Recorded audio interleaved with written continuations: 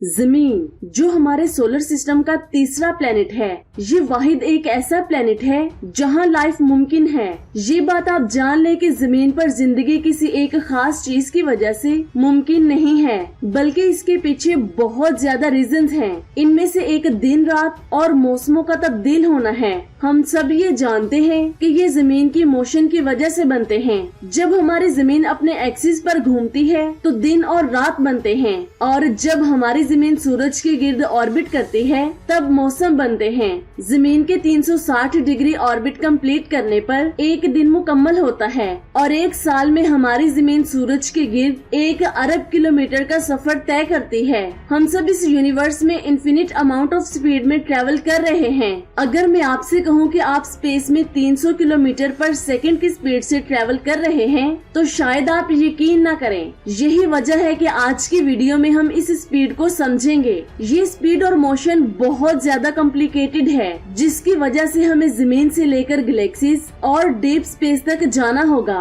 तो आइए ये जानने की कोशिश करते हैं कि आप स्पेस में कितनी स्पीड से ट्रेवल कर रहे हैं। तो वीडियो को एंड तक जरूर देखिएगा। हम सब ये जानते हैं कि हमारे सूरज को जमीन के अलावा और प्लैनेट्स, एस्ट्रॉइड्स, कॉमेट्स और दूसरे ऑब्जेक्ट्स भी ऑर्बिट करते हैं। इसके बाद ये पूरा सोलर सिस्टम मिलकर हमारी गैलेक्सी के सेंट्रल ब्लैक होल को ऑर्बिट कर रहा है। इससे भी बड़े स्केल पर हमारी मिल्की वे गैलेक्सी अपने लोकल ग्रुप के साथ इंटरगैलेक्टिक स्पेस में ट्रेवल कर रही है। अब इन सब चीजों को कंबाइन करके हम फाइनल कॉस्मिक मोशन को कैलकुलेट करेंगे। लेकिन ये बात आप जान ले कि मोशन हमेशा रिलेटिव होती है, यानी कि वो डिपेंड करती है कि हम किस चीज की मोशन और स्पीड को फाइंड कर रहे हैं। जैसा कि ट्रेन में बैठे दो पैसेंजर्स एक दूसरे के सामने मोशन में नहीं है, लेकिन बाहर से देखने वाले के लिए वो दोनों पैसेंजर्स मोशन में हैं। यानी कि स्पीड और मोशन दोनों रिलेटिव एंटिटीज हैं। तो सबसे पहले जमीन की स्पिनिंग स्पीड से स्टार्ट करते हैं, यानी कि जमीन की अपने एक्सिस पर घूमने की।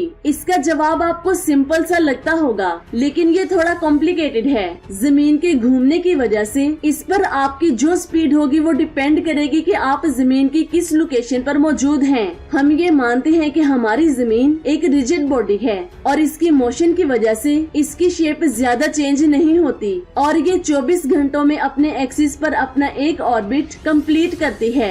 ये टाइम 23 घंटे 56 मिनट और 4 सेकंड होता है। हमारी जमीन का एवरेज रेडियस 6371 किलोमीटर माना जाता है, लेकिन ये सिर्फ एवरेज है। हमारी जमीन पर बहुत ज्यादा पहाड़ पाए जाते हैं, जिसकी वजह से इसके घूमने से इसके इक्वेटर पर बहुत बड़ा बल्ज मौजूद है। अगर इस पर साइज रेडियस की बात की जाए तो इसके इक्वेटर पर मौजूद ये वोल्केनो 6384 किलोमीटर दूर है। वही इसका नॉर्थ पोल 6356 किलोमीटर सबसे कम किलोमीटर दूरी पर मौजूद है, जिसकी वजह से साइंटिस्ट का कहना है कि हमारी जमीन अपने पोल्स पर चिपटी हुई है। अगर जमीन के इक्वेटर पर किसी पॉइंट की स्पीड देखी जाए तो वो 1676 किलोमीटर पर आवर के करीब होती है। जैसे जैसे हम पोल्स की तरफ जाते जाएंगे ये स्पीड कम होना शुरू हो जाएगी। जैसे कि 45 डिग्री मूव करने पर ये स्पीड 1183 किलोमीटर पर आवर होगी, और पोल्स पर पहुंचने के करीब ये स्पीड 0 हो जाएगी।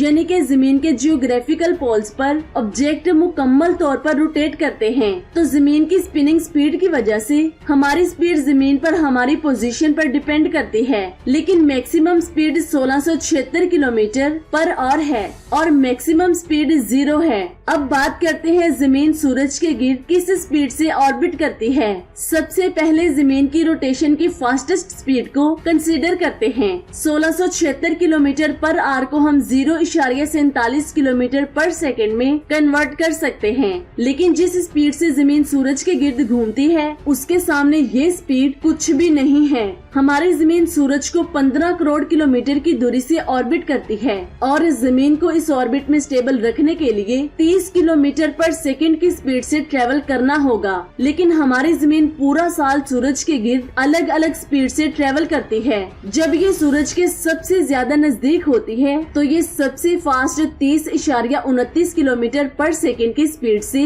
मूव करती है, और सूरज के सबसे ज्यादा दूर होने पर इसकी स्पीड में तकरीबन 3 3% कमी आ जाती है और ये 29.29 किलोमीटर पर सेकेंड की स्पीड से ट्रेवल करती है। फिलहाल हमने जमीन की स्पीड के बारे में जाना है जो कि मैक्सिमम 30.29 किलोमीटर पर सेकेंड है, लेकिन आगे आने वाले कॉस्मिक मोशन के सामने जमीन की ये स्पीड कुछ भी नहीं होगी। अब बात करते हैं कि हमारा पूरा सोलर सिस्टम मिल्की वे गैलेक्सी के सेंटर के गिर्द कितनी स्पीड से ट्रेवल करता है। जैसा कि हम जानते हैं कि हमारा सूरज गैलेक्टिक सेंटर से तकरीबन 27,000 लाइट ईयर्स की दूरी पर मौजूद है। ये दूरी इतनी ज्यादा है कि सूरज को इसके गिर्द एक ऑर्बिट कंप्लीट करने में तकरीबन 250 मिलियन साल लग जाते हैं। इसका मतलब ये हुआ कि हमारा सूरज मिल्की वे गैलेक्सी के गिर्द तकरीबन 220 किलोमीटर पर सेकेंड की स्पीड से ट्रेवल कर रहा है, यानी कि हमारी जमीन की स्पीड से 7 गुना ज्यादा तेजी से। लेकिन यहाँ पर कुछ कॉम्प्लिकेशंस हैं, जैसा कि हमारा सोलर सिस्टम बहुत ज्यादा बड़ा है और मिल्की वे तो फिर भी एक गैलेक्सी है, जिसकी वजह से इनके दरमियान मौजूद मोशन को हम एग्जैक्टली ट्रेस नहीं कर सकते,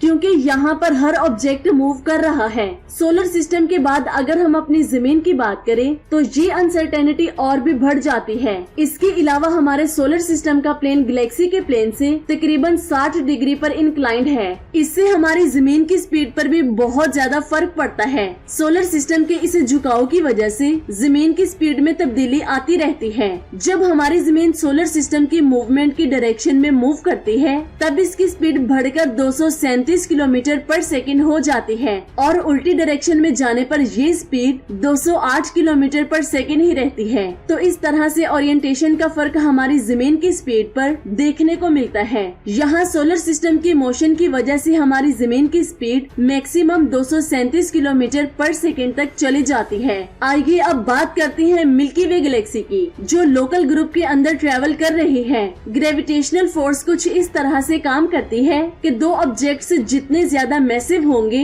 उनका ग्रेविटेशनल अट्रैक्शन भी उतना ही ज्यादा होगा। ये बात आप जान ले कि हमारे लोकल ग्रुप में टोटल 60 गैलेक्सीज मौजूद हैं, जिनमें एंड्रोमेडा गैलेक्सी सबसे बड़ी है और दूसरे नंबर पर हमारी मिल्की वे गैलेक्सी है। एंड्रोमेडा हमारी गैलेक्सी से 25 लाख लाइट ईयर्स दूर है और ये 2 गुना बड़ी भी है। इसकी दूरी और साइज की वजह से ये जानना बहुत ज्यादा मुश्किल है कि ये अपनी पोजीशन को कैसे चेंज करती है, जिससे हम इसकी स्पीड का पता लगा सके, क्योंकि यहाँ पर ह्यूमन टाइम स्केल से भी ऊपर बात जा चुकी है। लेकिन फिर भी स्पेक्ट्रम लाइंस पर कॉस्मिक ब्लू शिफ्ट की स्टडी करने से हमने जो ऑब्जर्व किया उसके मुताबिक एंड्रोमेडा 301 किलोमीटर पर सेकंड की रफ्तार से हमारे सूरज की तरफ आ रही है और जब हमने मिल्की वे गैलेक्सी में अपने डायरेक्शन को देखा तो उस फैक्टर के हिसाब से हमारी गैलेक्सी की तरफ तकरीबन 109 किलोमीटर पर सेकंड की स्पीड से आ रही है। अब हम ये देखेंगे कि इंटरगैलेक्टिक स्पेस में हमारा लोकल ग्रुप कैसे ट्रेवल कर रहा है।